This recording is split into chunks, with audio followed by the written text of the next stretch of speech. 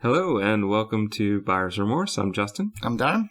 Here on Buyer's Remorse, we find games that are hidden in each other's libraries, that are untouched or unplayed, and force the other person to give it a try for an hour and tell us what they think of it. Either a wonderful buyer's confirmation or the dreaded buyer's remorse. What game did I choose for you this time? Tender Loving Care. I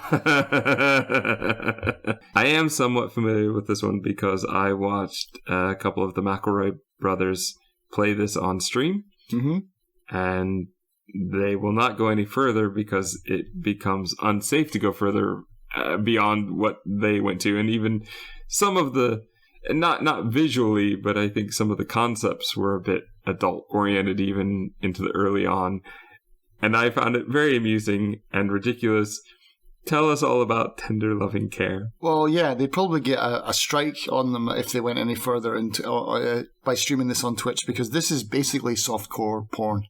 That's basically trying to masquerade as a puzzle game, right? And it's made by the guys that did Seventh Guest, 11th Hour. So we've done that on one of the shows before as well. It was made in 1998. It's got a 7.4 on IMDb. I don't know how. John Hurt has definitely got some clout. You know? He's got really long hair in this one. Yeah, he's young and younger. I don't think I've ever seen John Hurt young, even in 1984. He was in 1984, wasn't he? Yeah, I think he was. Anyway, but basically, this is like, it feels like a 1970s softcore porno that you're playing. And so it opens with, it opens with a Ferrari driving Dr. Turner, who is John Hurt. He's a psychiatrist. I didn't think psychiatrists made Ferrari money, but maybe they do. Well, the doctors. Yeah. I mean, that's quite a lot of money, isn't it? Do doctors drive Ferraris? I imagine they could. How can they afford it with all that student debt they've got? Well, it's long after they pay off the student debt. Like you said, he's not a young man. No, he's not a young man. He's not a 27-year-old doctor. He's in his 40s, probably. He's well established. But here's how it goes, right? So there's a lot of fourth wall breaking. Yeah, he talks right to the camera. He talks right to you, and he even calls you, I think he even calls you the player at some point. And so the game makes, it doesn't hide the fact, it doesn't try to, mask the fact that you are a third party taking part in this game. Because even as you go around and you talk to people, they're like, oh, it's you. So you're not playing a character, you're playing yourself, and you're just like a ghost literally floating through this house, because as you move around from room to room, you just kind of float through each one. So it's like you're haunting these poor people. Do you know when this was made? 1998. Well, according to Steam database. Well, I would probably believe that, because my guess is this was a DVD game. It feels like one. It definitely feels like one. Because let's get all the good points out of the way first. It is shot, I wouldn't even class this as FMV. No, I'm going to rewind that. This is not FMV like how we would know it in a game. It's not Wing Commander. Not from that period. And especially from this time. It's like, this is a movie. Yeah, this isn't missed quality FMV. This is shot professionally. Even Riven was probably out around this time. Maybe this predates, maybe Riven predates this by a couple of years. But either technology advanced so greatly that it in 2 years, but yeah, it's movie quality shots. It's not. There's no pixelation. There's no granulation. It's all shot really well. It's also trying to take advantage of the fact that you could make choices using the remote. Right. This trounces a lot of the VHS ones that tried to do the same thing, but you had to have a book or a game board or something to do it, and it never seemed to quite work out. Yeah. But yeah, so visually, it's excellent. But unfortunately, the acting is just awful. It's not. No, I take it back. It's not awful, but it's really cheesy, man. It's not good. John Hurt is great, of course, because he's John Hurt. And what movie perhaps would you equate it to as far as acting ability? I hadn't thought. I mean, Tremors, like that kind of style. I can't believe you choose Tremors because that's a movie we both like. I like. We feel it's very underrated. Clearly, the acting isn't the best in Tremors. But that's the kind of vibe I got. Like the acting level is like that kind of just like it's almost like they're having fun with it. I can handle that though. That's part of why I love Tremors. So. Yeah, maybe I would really like Loving Care. I don't know. We'll see as you get further on. But I do have a question, because, like I said, I think I watched maybe an hour. I think they played for about an hour, which is about what you played. So, as far as I know, anyway, I am curious if you ever got to a point where this doctor, the psychiatrist, is actually involved in the story. The woman, you mean? No, John Hurt.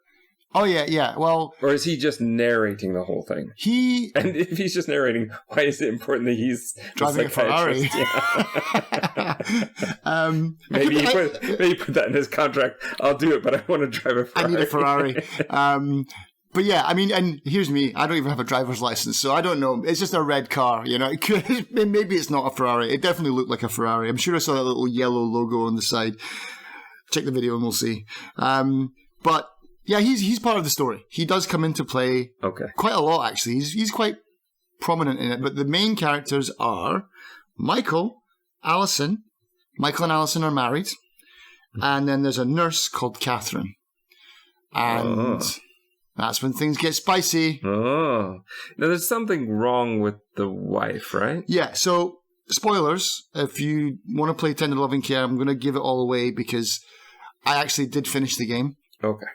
It did not take me an hour. It didn't take me much longer. It took me about 3 hours to finish the whole thing. But I did stay and finish it just because I wanted to see it through to the end. You dirty, dirty dog. I'm dirty dog, yeah. And so basically the story is Michael and Alison had a child, and I didn't write down the child's name, and I should have because they say the person's name the whole entire way through the film. But I've completely forgotten what the kid's name is. You said that. I was thinking of that Heavy Rain meme. Oh, right, yeah. Jason. But yeah, so what was it? Their kid was killed in a car accident, and so was he hit by a Ferrari? No, he wasn't. That would have been funny though. And so Alison, she had postpartum depression when she gave birth, and now she's gone into this like basically, I don't know. She's just gone. You know, she's mentally out there, and she still thinks that her daughter is alive. So the husband's taking care of her, and eventually, rather than use medication, they decide to get a live-in nurse, Catherine. Wait, I remember this now, because she starts making demands. Yes. She's a bit like, in Gaps we talked about the movie Trance.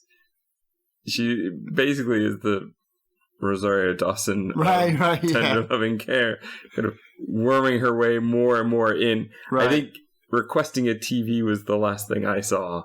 Right, yeah. No, she requests a television for the kids' room. She requests like organic produce, which he's really unhappy about and fucking really pissed off about. That's like the tipping point for him. Is like, God damn it, I'm not buying organic vegetables. It's for the health of the imaginary child. Yeah, and then she wants to throw the child a birthday party, and it just goes on and on and on. But yeah, I've got good notes for this. I wrote down everything. It's pretty fucking out there, man, right? So, the guy who directed this is a guy called David Wheeler. He made the 2009 Ghostbusters game. That's all I know him from. But he also made this. The 2009 Ghostbusters game is awesome. So I guess he's used to working with actors then, because that's all voiced by the team, isn't it? I mean, they even managed to get Bill Murray for that, didn't they? Yeah, but that came long after this one. That's what I mean. But I mean, he came for this one maybe because he directed John Hurt in a film. They're like, oh yeah, you can work with these guys now, you know? Maybe that was his way in. I don't know. I'd like to think he did something in between. I couldn't find anything. Really? Honestly, yeah. It was a whole decade. I mean, he made some stuff, but nothing that jumped out at me like, oh, wow. It was this and Ghostbusters. There's a couple of other things, but yeah. But yeah, it's basically a lot. It starts out like the beginning of The Shining. It's open aerial shots of a car. There's a lot of aerial shots in this. Again, they must have spent a lot of money. The budget was $2 million for this. And the whole thing on IMDb, the runtime is 117 minutes. So it's basically movie length. I mean, that's almost, what's that? It's almost 2 hours, yeah? Yeah. So that's definitely feature length. And so a $2 million budget, I don't know how much of that was spent on John Hurt and the Ferrari. 1.9. And these aerial shots. But yeah, it's, yeah. Anyway, so let's go. So basically, the way that the game works is you take a survey. Here we go, back to the survey. Yeah, but this is one of the parts I found the most amusing. It's funny, man, and they're having fun with it because there's some really dumb answers. So you get they'll show you a picture. It's like, what do you think about this picture? And it's basically a kid's drawing, but it's got I don't know. I mean, in your mind, you're like, that looks like a row of dicks. But it's like, it's just like, answer one is like, it's my kid's first drawing. It's amazing. Or, my God, that's terrible. My kid needs art lessons. And one of it is, John visits the penis farm. and John Hurt is narrating all of these choices as well. It's like, what is going on? It's funny, man. The surveys are funny. There's one I saw where I think they showed a piece of art, and what does this art make you think of? But none of the choices really seem to matter or really seem to match. It's almost trying to analyze you like a Rorschach test. It's like a Rorschach test, yeah. And it says in the game, if I'm not mistaken, it says that the choices matter. Fuck, they don't. They don't matter for this. No way. Not a chance. But I'm pretty sure they do. They say that you can. So basically, how the mechanics of the game work. I like this actually. I really like this part. Is you've got a map of the house, and you start off in a room, and then you click on the room that you want to go to, and it doesn't just fade out and fade in. You walk there, and it takes you through the house. For some people, that's going to get real repetitive. You would hate that. Yes. And maybe there's an option to zip travel. I didn't see an option to switch it on or off. I didn't check. But I didn't mind it. I liked that just ghost moving. Ooh, it's like you're just floating down the stairs. And you get to see the house from different angles as the camera turns and stuff. I didn't mind that. There's basically 6 rooms. There's the upstairs has got your room, the bathroom, and Catherine's room. Oh no, and the kids' room, who I still cannot remember. Maybe I've got her written down in my notes later on. And then on the bottom floor, you've got the kitchen, the study, and a living room. So there's 7 rooms. And basically, to advance the game, you have to take one of these weird Rorschach tests. And so, but the way it does get tedious, because what I found was, you have to visit all the rooms, upstairs and downstairs, because in one of those rooms, there will be some kind of interaction for this scene. So before you get to the Rorschach part, you got to check every room in the house, and then one of those rooms will have something. And all the dirty little minds will be looking for the sex scenes that way, which room is it in now? Or it's just you meet the husband, and he's like, how's it going? And blah, blah, blah. Or you meet Alison, I met her in the bathroom at one point, and she's just wasn't surprised at all. Hey, get out of here. And she's like, oh, hi, how are you doing? Oh, yeah, let's just have a conversation in the bathroom. But yeah, so you got to do that, and then you go to the room, and it tells you where it is, and John Hurt will be like, hey, I think you should go to this room now. Yeah, okay. And then you get there and you take the test, and then a cutscene happens, and then you get to the next scene, and then you got to walk through the whole house again, find the person, get your little rude cutscene, and then go to take the next Rorschach test. But it does change location. You do eventually end up in the psychiatrist's office. There's only 2 rooms in there. There's the receptionist area, and then there's John Hurt's Dr. Turner's office. So let's go back to what the actual story is. So the nurse comes in, she starts causing problems. She's got this, it seems to be working. She's like, the wife doesn't get out of bed and stuff like that in the mornings, and she's like, you're an enabler. And she calls him out, and she's like, get her ass down here, Oh no, I always make breakfast and take it up to her. It's like, yeah, you're letting her have this bubble. So it's kind of a good game in a sense about, it takes a real problem and it kind of treats it with, dare I say, tender loving care. I'm dubious. I wouldn't take real life therapy advice from tender loving care. But yeah. And so it's like, it goes on, and she worms her way in, and she's doing like meditation in her room, and you bust in on her. She's got her boobs out. She presses her tits against the window at one point when you're outside looking for something. And then John Hurt's like, do you think she meant to do that? Did she know that you were there? and you got to pick yes or no. And so you end up having sex with her, of course, and you feel guilty. And then to cut right to the chase is, and it kind of, the story does come together, but it takes a long time to get there, but the story does come together. Basically, he managed to get his kid killed because he told the kid, nah, don't bother wearing your seatbelt. We're almost home. But he was driving a bit too fast. He slid. I don't know, maybe he tried to miss a deer or something like that. Hit a tree. Dead child. And guilt. And he doesn't want his wife to remember the accident. He wants her to keep thinking that she's in bed upstairs. And so he wants that control. And when the nurse starts to take that control away from him, and she is making good progress. She's fixing, she's helping, she's healing his wife.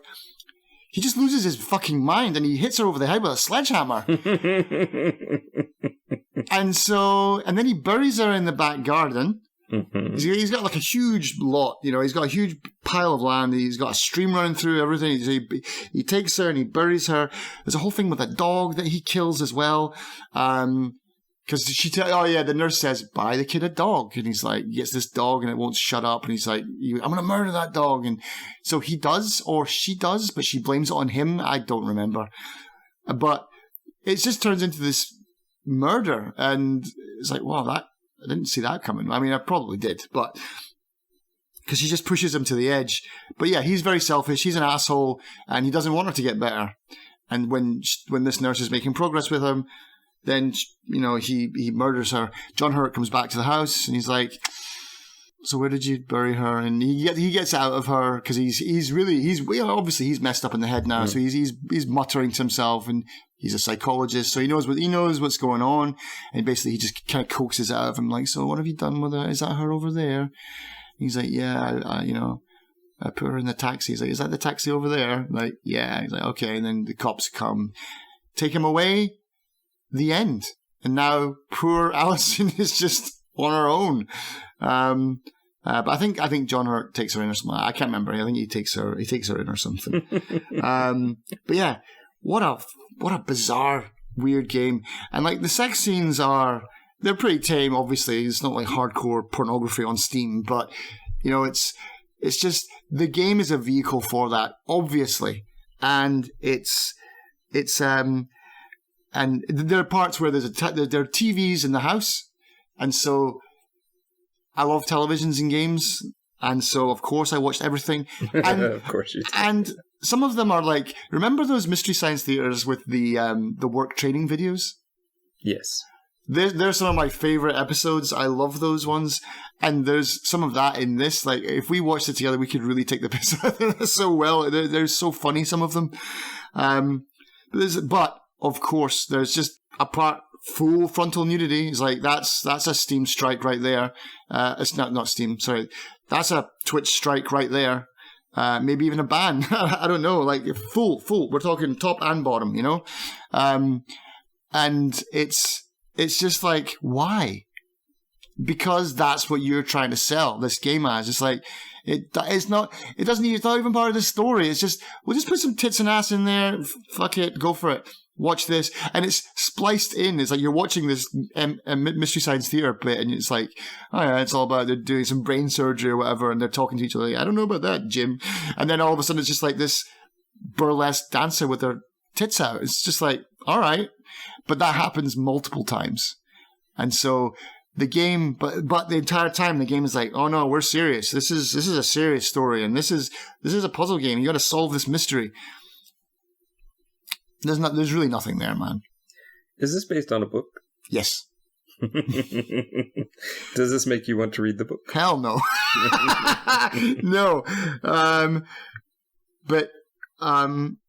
Oh yeah, that's another one. But yeah, that's it. That's it. It's just a video game as a vehicle for pornography. You've already finished it. Yep. Do you think you'll play again? Nah. Do you want to go through and check your other choices? Nah, there's real pornography out there, man. It's like I'd rather watch that than play this game. Would you recommend this to me? Yeah. I mean, if only for the experience and get to see. I mean, I've totally ruined the whole plot for you now, though. But I mean, you pretty much know. You can see it coming from a mile away, you know.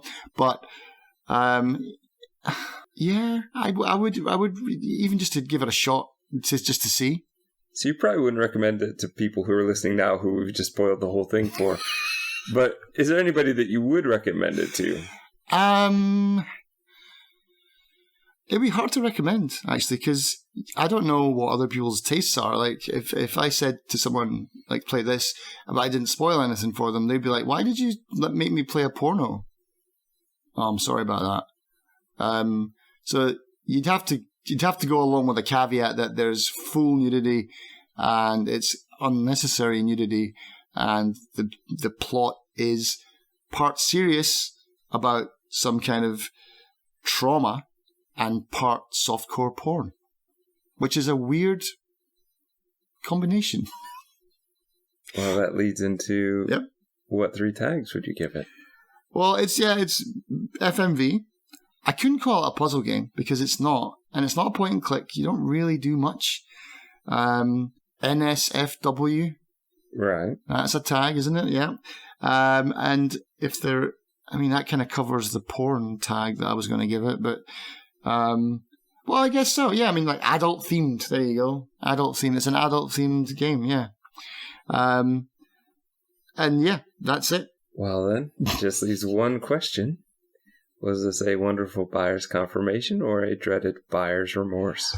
Oh, I will say it's a confirmation, but it's, I don't know. I was in the right place at the right time in my mind to play this, and it was short enough that I didn't feel like I'd really wasted my time, but I am not going back. Let's put it that way. I'm done. And I'm glad it's done because now I can tick it off my list of things that you've given me. So it's like, yeah.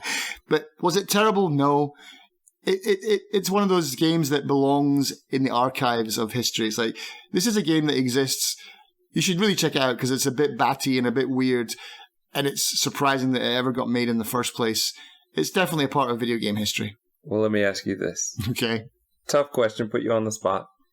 Which one would you consider more of a game? Okay. Tender loving care or immortality? Ooh. Yeah, definitely I would consider immortality more of a game. So that's saying something. Yeah.